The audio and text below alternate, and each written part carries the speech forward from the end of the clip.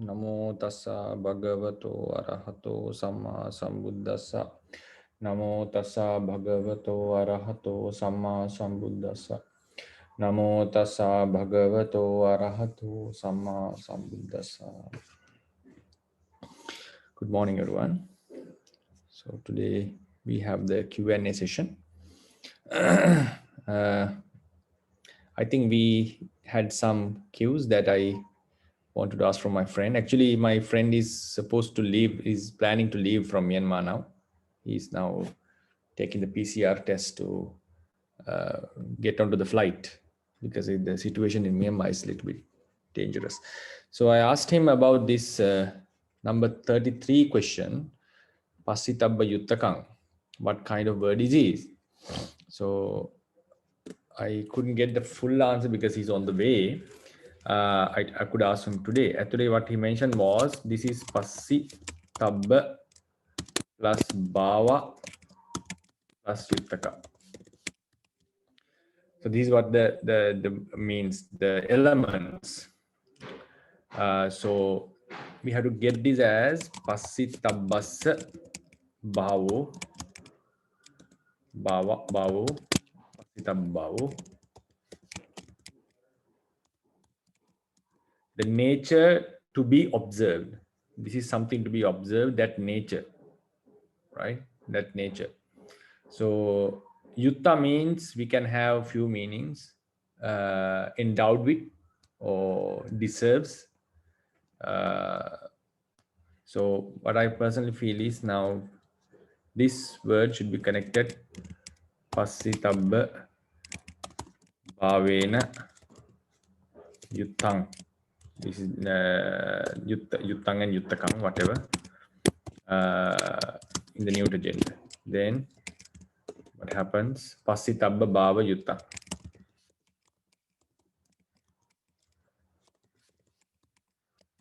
Then what happens? This Bhava has been removed, like in some nouns. So this become Pasitabba Yuttakam. So this a similar kind of usage we can find in Ratana Sutta. We say Idampi Buddhe Ratanam Panitam. Idampi Buddhe.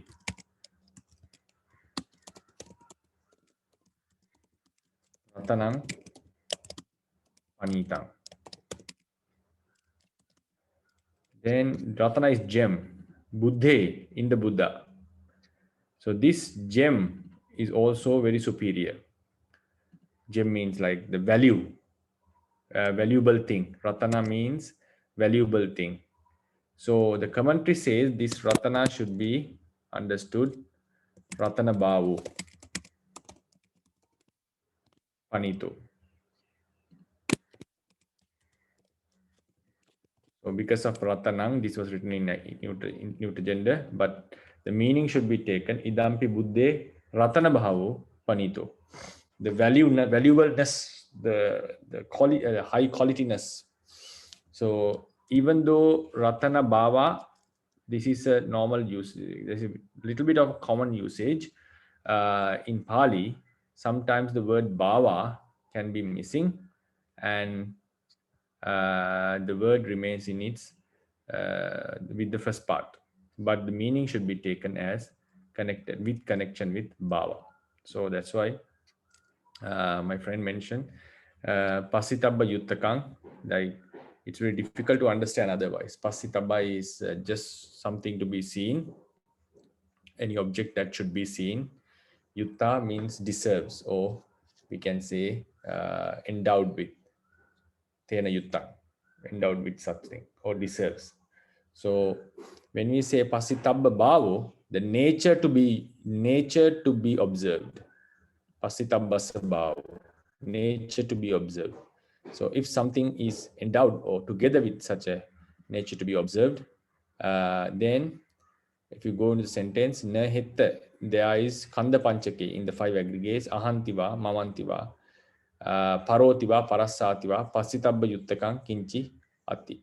So there is no such thing with the nature to be observed as his, him, someone else's, someone else, mine, or I. So there is no such thing together with that nature to be observed. So yeah, so that's the answer that I can share.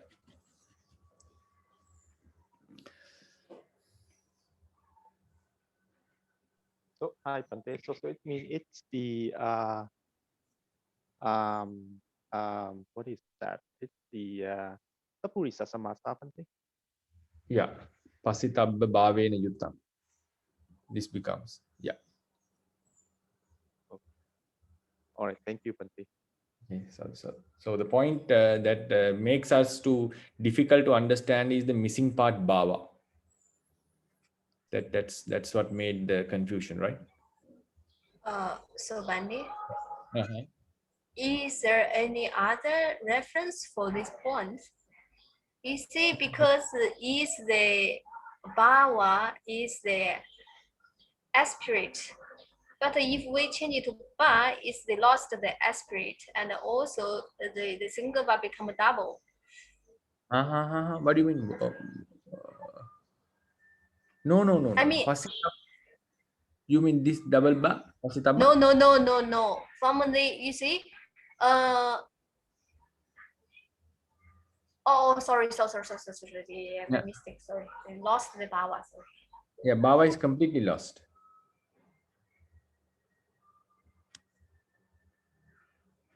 Right. So this is some kind of a common usage in common means not very common in Ratana Sutta also, and few other places I have seen that they take out the word bhava and gives the abstract meaning for the noun itself. For the noun itself. Otherwise, for example, Ratana is something valuable, right? Idampi buddhe ratanang panesa. This is also a valuable thing in the this valuable thing is superior in the Buddha. We can attribute it to the attributes, but the commentators say ratana bhavo, the valueness, the value is what is superior here. Then I also asked this question, Atako Bhagavato Vasupagatasya Karo Abhadu Upaji. And last time we had a discussion on this, like what is dative and genitive. And what we have known so far is like when something arises to someone, we used to say it is dative, right? That is the normal common usage that we have studied from the grammarians, especially the modern grammar, like later grammarians. Even as I remember, A.P. Buddhadatta says if something arises to someone, that should be written in dative. But according to my friend, what he mentioned was according to Kachayana, according to the Kachayana grammar, this is genitive to him. So I think that is why Pāḷi Sayadaw once told me that there is a confusion on this. So he says, according to Kachayana grammar, this is genitive. So it should be connected with abada. That is a one alternative. So atako bhagavato vasupagatasya karo abadu upajit. So rough, cross, harsh illness of the Buddha arose. That is a one meaning. Then he mentioned other meaning is genitive absolute. It's like when the Buddha has gone into the entering of Vasa, a harsh sickness arose. And then when we look the sentence in the some other modern scholars standpoint, we get the meaning it arose to the Buddha. So according there now there is a now what Sadhu Nodhyana says is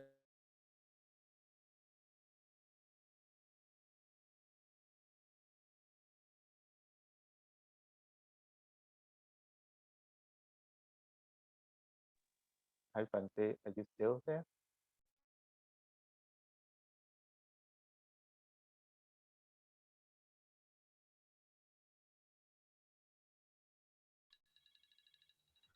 Yeah, we lost you for a little bit there, Bhante. yeah, because the electricity. Just give me 1 minute. Sorry, just give me 1 minute.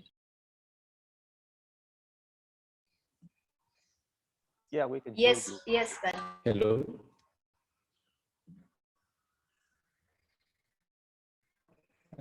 Can you hear me? So now we were at, so now we have three options according to Kai Abhiwas friend suggested. He says, when I ask dative, he says no dative according to Kachayana. This kind of usage is called genitive according to Kachayana. Then he also mentioned this is possible to say that genitive absolute. Then according to some modern grammarians, I don't know whether it's mentioned in the Moggallana tradition, this is if something arises to someone, this is dative. And I think most of the modern say like this. Now we have three options on this. Traditionally, it is genitive. So in that case, the sickness of Buddha arose. Then absolute, genitive absolute. When the Buddha went into the retreat, entered the retreat, a sickness arose to him, just a sickness arose. And then another, according to modern approach, sickness arises to the Buddha. So now we have three alternative options based on the different approaches. Yeah. Yeah, hi, Bhante. Yeah, I find it a little bit strange if we see it as the genitive absolute. Because if it is a genitive absolute, then it looks like the meaning is not complete. So and then the question is, that illness, it arose to whom, for whom? So then we have to get a meaning. We have to add something, right? Yes. Otherwise, we can yeah. I mean, we can think that that illness arose for everyone. It's like a plague or something, right? Yeah. Just like something like corona, something like yeah. Just a sickness arose. Yeah. Yeah. So if we take the genitive absolute, then what we have to mention, we have to add something into the commentary and say there should be some tassa to him or of him. So his first explanation was this is just genitive. His explanation was just genitive, and he gave alternative. My friend, genitive absolute is also possible here. So he mentioned according to Kachayana, these kind of usage are pure genitive. Just sickness arose to sickness of the Buddha arose. Yeah, when you take genitive absolute, we have to say something extra, or otherwise it can lead to a idea that just the sickness arose to everyone, like some plague or something. Yeah, that is also a confusion that can happen because someone can take that meaning like that. Only based on the context they would be able to differentiate.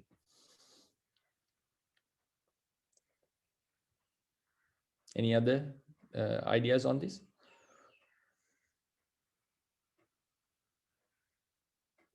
How about this dative idea? Is it like how do you see like in the grammar books that we study today? Normally we call it dative, right? Sally? Yeah, I would prefer dative, to be honest. Yes. Normally that's what we study, right? In modern books, right?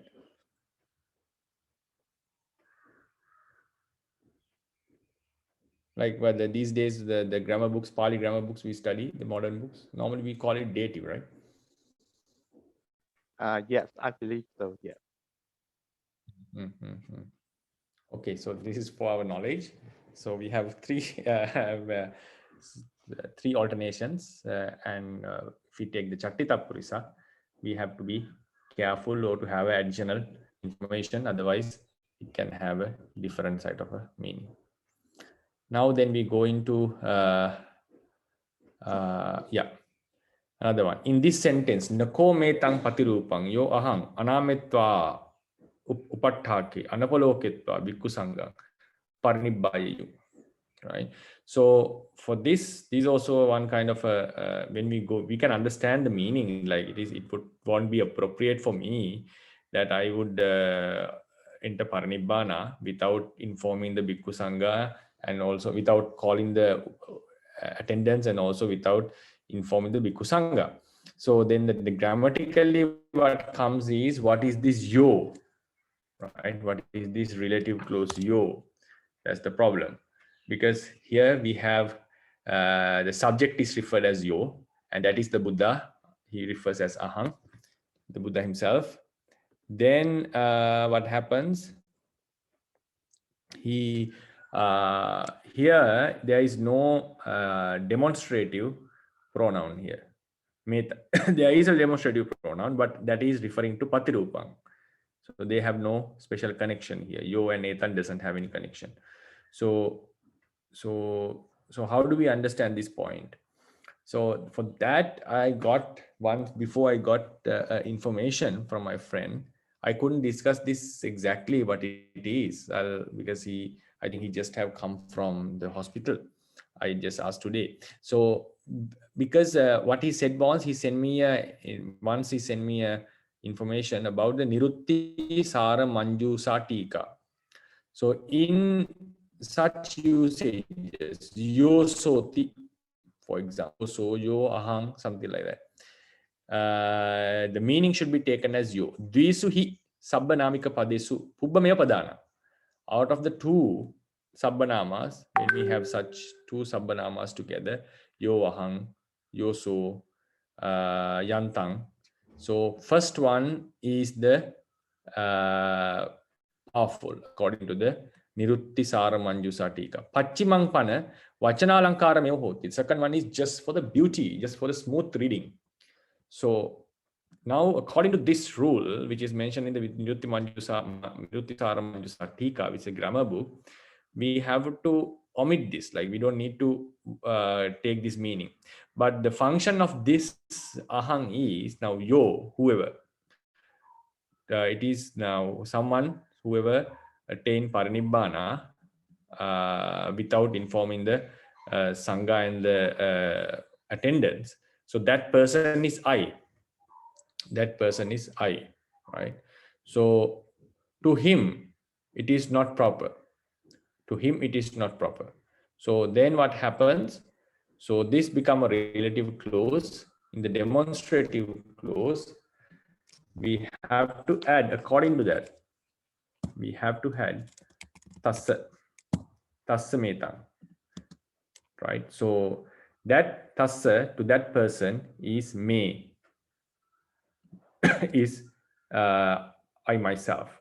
So as ahang is the functioning, has no specific place in the sentence, it is just performing the function. Who is this yo? That is ahang, because according to the Nirutti Sara Manjusa, the second word has no specific meaning. Here it indicates that this yo is I, and to that, to me, to that me. So when we want to have a demonstrative pronoun connected to this yo, there should be tassa me. So to that me, and in that case also, me is just an indicator that this tassa, who's this tassa? That is myself. So that is how I understand the rule given in the Nirutti Sara Manjusa. I'll just summarize what I mentioned. I hope the internet connection is still okay. So this is when there are two sabbanamas, pronouns coming together, having the same reference. According to Nirutti Sara Manjusa, only the first one is prominent. The second one is just vachana alankara. It's just a word to give some beauty, or like how to say, some reading. So then in the demonstrative main clause, we should have a demonstrative pronoun. So then this, according to this ahang is just facilitate. What is the function of this ahang? It means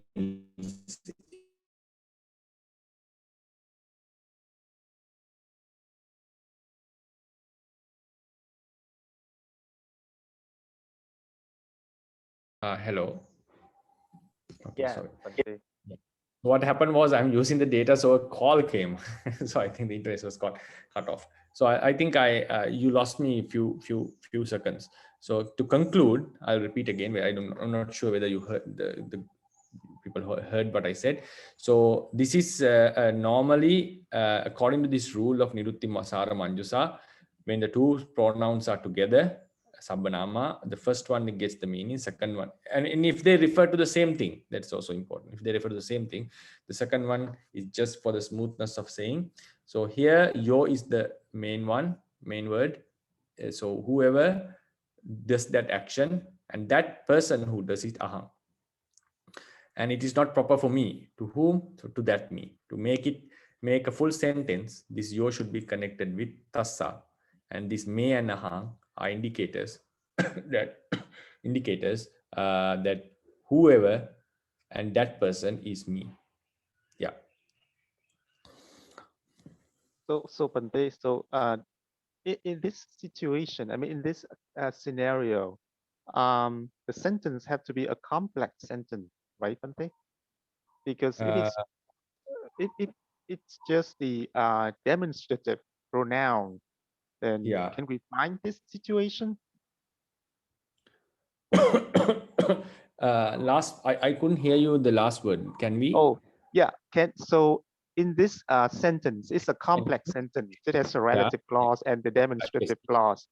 So Yeah. the question is, do we see this situation, this scenario when there is only a demonstrative clause? I mean, a simple sentence. It's not a complex sentence.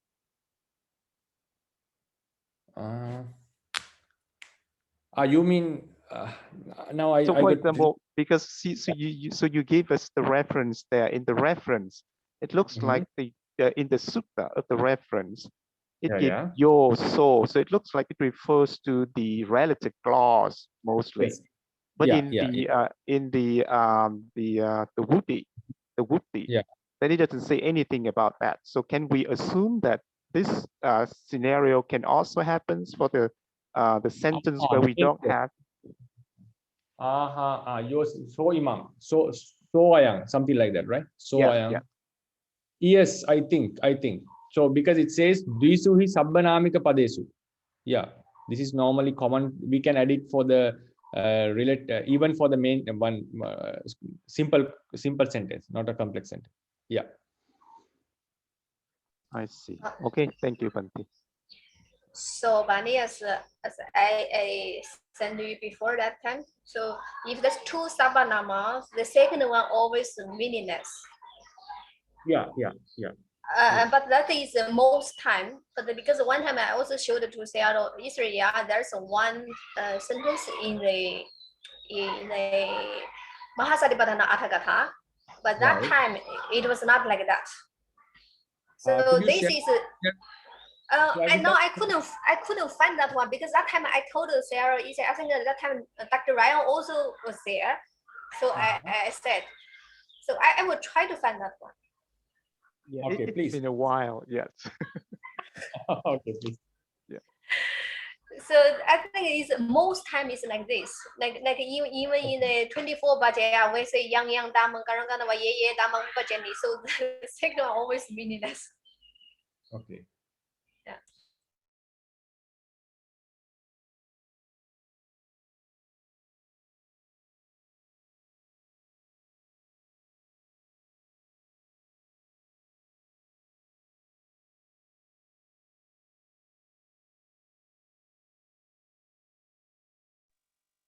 Hi, Bhante, are you still there?